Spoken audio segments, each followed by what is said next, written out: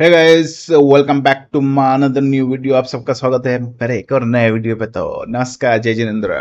तो आज होगी एक अलग वीडियो। क्यों? सबसे पहले ये अनकट वीडियो होगी। दूसरा, मैंने कोई तैयारी नहीं की है। और तीसरा, क्या होगा पता नहीं। तो नेक्स्ट वीक के लिए जैसा मैंने पूरा वीक देखा उससे मेरी पर्सनल राय यही है। बैंक निफ्टी मुझे पर्सनली लगा कि नहीं, अभी अच्छी मतलब ट्राई कर रही है ऊपर आने का, जैसे फ्राइडे को मैंने देखा। लेकिन निफ्टी बहुत ज्यादा कमजोर दिखी। तो बैंक निफ्टी प्लस है, मतलब कि स्ट्रांग है। और निफ्टी कमजोर है। ठीक है, इस बेसिस पे आप आगे बढ़ेंगे।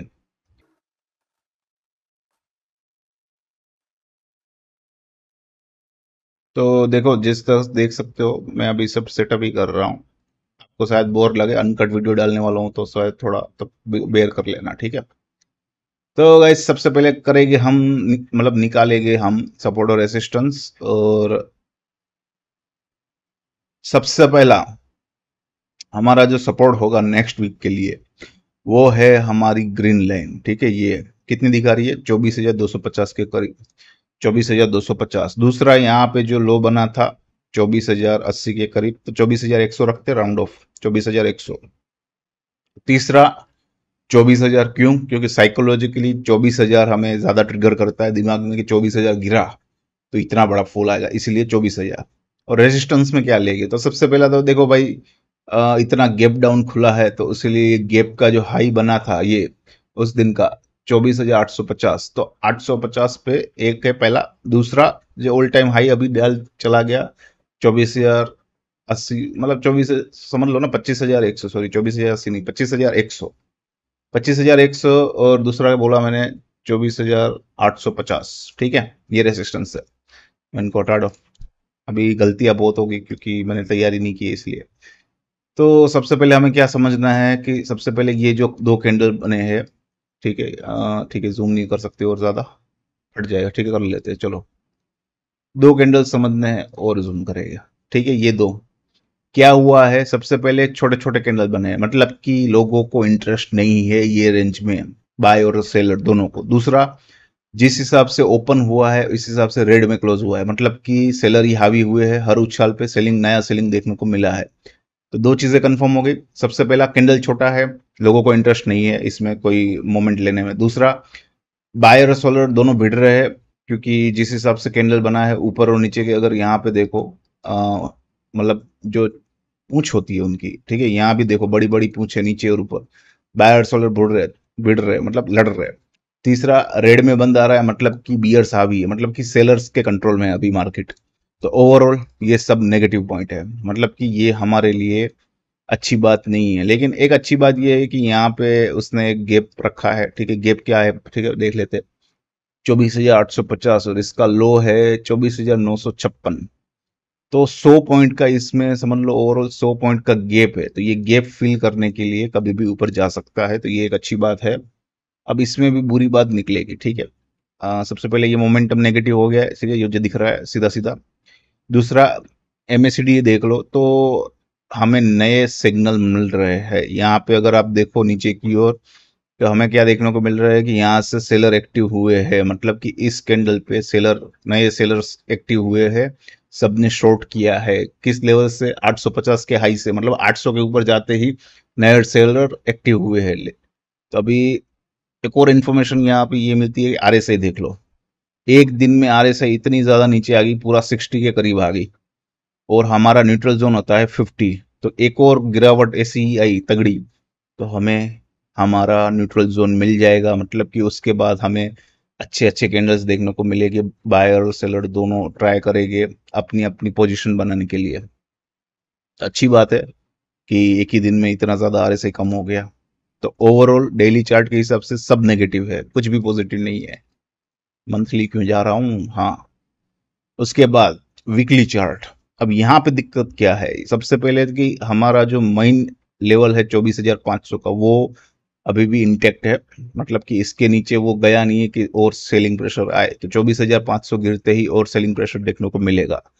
दूसरा, पूरा रेड कैंडल बना है, मतलब कि यहाँ से वापस सेलिंग एक्टिव हुआ है। लेकिन डेली सॉरी वीकली चार्ट के हिसाब से वीकली चार्ट नेगेटिव नहीं हुआ है, तो ये एक कॉन्स्पिरेंसी है। मतलब कि हमें नेक्स्ट वीक और वेट करना पड़ेगा देखने के लिए कि ये एक और, जैसे मैंने पिछले वीक बोला था कि ये वीक जो अभी गया वो मुझे लग रहा था फंसाने वाला, और मुझे थोड़ा थोड़ा ऐसा ही लग रहा है कि ये फंसाने वाला ही था, और नेक्स्ट वीक भी यही लग रहा है वीकली चार्ट देखते हुए कि ये भी फंसाने वाला है, क्योंकि डेली चार्ट इतना खराब दिखा रहा है हर जगह से, लेकिन वीकली चार्ट अभी भी इंटेक्ट है। तो पहला इंटेक्ट क्या है, निफ्टी में वीकली चार्ट नेगेटिव नहीं हुआ। दूसरा, एमएसीडी में अगर देख लो तो यहाँ पे कोई रेड सिग्नल नहीं है, हालांकि थोड़ा सा स्ट्रेट हो गया है, मतलब कि मोमेंटम खत्म हो गया है वो दिखा रहा है, लेकिन वापस वो, मैं समझता हूँ 25,100 के ऊपर जाएगा तो वापस वो पॉजिटिव हो जाएगा, तो उसमें कोई नई बात नहीं है। और आरएसआई देख लो, आरएसआई कितनी हुई है, पिछले वीक कितनी थी, ऑलमोस्ट 78 के हिसाब से थी, इस वीक 75, सिर्फ 3 पॉइंट कम हुई। डेली चार्ट में जहाँ 10 पॉइंट कम हुआ 3 पॉइंट कम हुआ, तो ये मतलब कोई लॉजिक नहीं बनता, तो इसको समझ लो ये ओवरबाउट में है, तो ये और भी ऊपर जाएगी। यहाँ पे जब तक रेड सिग्नल नहीं मिलता वहां तक, तब तक हमें और भी ज्यादा बड़ा करेक्शन नहीं दिखेगा। तो हमें थोड़ा एक्टिव रहना पड़ेगा कि ये जो करेक्शन आया है वो एक हेल्दी करेक्शन होगा, जब तक कि 24,500 ब्रेक नहीं हो रहा है। जैसे, वैसे तो हमारा पहला सपोर्ट ही बहुत दूर है, अगर यहाँ डेली चार्ट में देखो हमारा ग्रीन लाइन 24,250, और वीकली चार्ट के हिसाब से 24,500 हो रहा है, क्योंकि वो हमारी लाइन वही है, उसके नीचे गया तो सेलिंग और देखने को मिलेगी। तो वो लेवल ही ब्रेक नहीं हुए, तो नेक्स्ट वीक में कहूँगा वेट एंड वॉच करो।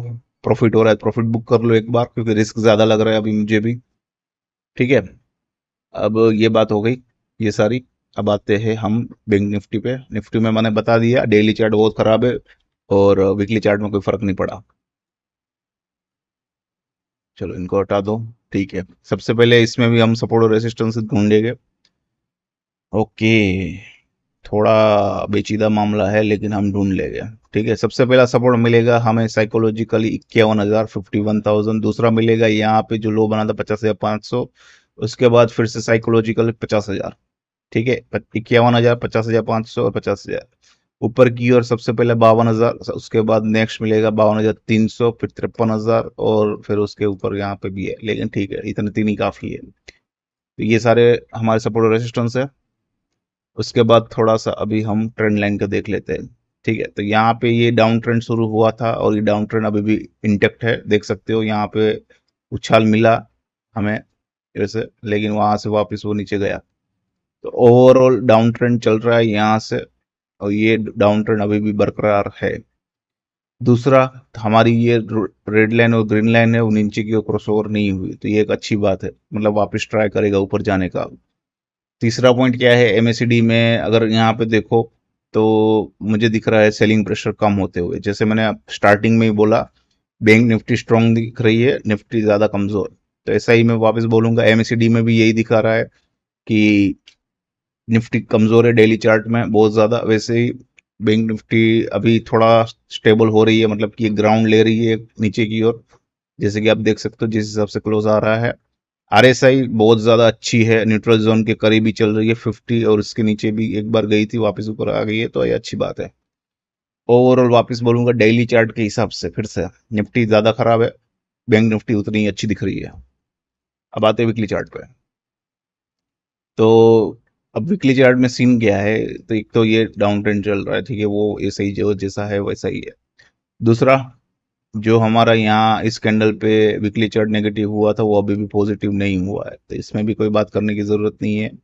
तीसरा, एमएसीडी में अगर आप देख लो लगातार एक ही मोमेंटम चल रहा है, दिख रहा है, नीचे नीचे नीचे नीचे नीचे। और मुझे लगता है एक दो हफ्ते ऐसे ही रहा, कोई मतलब ग्रीन कैंडल नहीं बना वीकली चार्ट में, तो ये यहाँ पे हमें सिग्नल भी दे देगा रेड। एमएसीडी के हिसाब से यहाँ पे बच के रहो, लेवल टूटे तो समझ लेना और गिरावट देखने को मिलेगी। आरएसआई 62 है, पिछले वीक 62.6 थी, इधर 62, मतलब 62 के करीब ही है, तो कोई ज्यादा वो नहीं है। तो पूरा कैंडल क्या बना है, पिछले वीक का जो था उसके अंदर ही कैंडल बना है, इन्वर्टेड कैंडल बना है। तो यहाँ पे मीनिंग ये है कि बैंक निफ्टी अब ग्राउंड देख रही है, कि अंदर ही अंदर वहां पे बेस बना रही है, नीचे की ओर सपोर्ट बना रही है नया। तो ओवरऑल वापस बोलूंगा मैं, पता नहीं कितनी बार रिपीट कर चुका हूँ एक वीडियो में, कि निफ्टी बहुत ज्यादा खराब है, बैंक निफ्टी इतनी अच्छी है। अब आते हैं हमारे रिव्यू पे। सबसे पहला HDFC बैंक। ओहो, पीछे क्यों जा रहा हूँ, ठीक है। तो क्या करना है HDFC बैंक में, देख लो। तो मैंने बोला था 1650 के ऊपर क्लोज आते ही हमारे 1750 तक के दरवाजे खुल जाएंगे। 1650 के ऊपर मतलब आ चुका है, तो जिसको भी बाइंग करना है वो बाइंग कर सकता है। मैं कहूँगा थोड़ा मार्केट अभी सेंसिटिव है, थोड़ा वो है, तो एक साथ सारा माल मतलब हर गिरावट पे लेना। नीचे एसएल क्या रखना है, तो एसएल हम रखेंगे 1620 के करीब, ठीक है, क्योंकि 1600 पे स्ट्रॉन्ग सपोर्ट है हमारा, तो 1620 का एक सुपर एसएल रखेंगे, उसके नीचे क्लोज होगा तो निकल जाना। तो यहाँ पे हर गिरावट पे बाय करना है 1620 का सुपर एसएल, अगर उसके नीचे क्लोज आ रहा है तो निकल जाना। ऊपर के लेवल्स में वापस बोल दे रहा हूँ 1750 तक के ओपन है, क्योंकि यहाँ पे दो गैप है, यहाँ पे हल्का सा एक और गैप है, तो सब कुछ फिल करने जाएगा। और 1750 कम बता रहा हूँ, वैसे तो यहाँ पर भी बता सकता हूँ 1790, लेकिन मुझे लगता है कि खेल तो होगा, इसीलिए सिर्फ 1750 बोल रहा हूँ। और हाँ, ये एक दो हफ्ते में नहीं, 2-3 हफ्ते भी लगेंगे या पूरा मंथ भी लेगा ये यहाँ तक वापस जाने के लिए। तो ठीक है, और बाकी सब पॉजिटिव है, कुछ मेरे को ज्यादा नहीं बोलना है, बोल के कोई मतलब नहीं है, तो सब कुछ पॉजिटिव है बाकी। अब आ गए इन्फोसिस, उसका भी रिव्यू। तो पिछले भी की बोला था नेगेटिव, मतलब कि ये अब उसका जो काफी टाइम पुराना ऑल टाइम हाई है, ठीक है, मंथली देखना पड़ेगा, ठीक है।